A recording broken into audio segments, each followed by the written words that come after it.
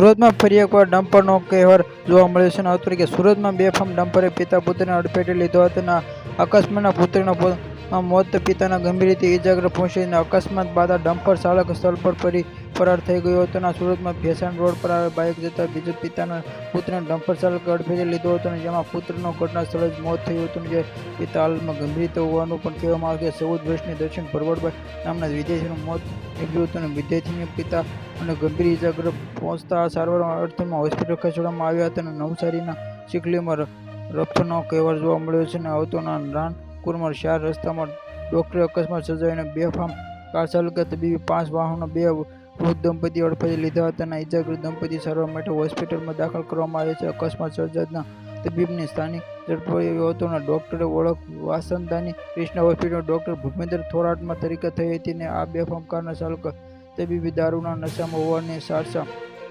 વલભીપુરમાં ભાવનગર આવ્યા પર એસટી બસને પલટી ગઈ હતી.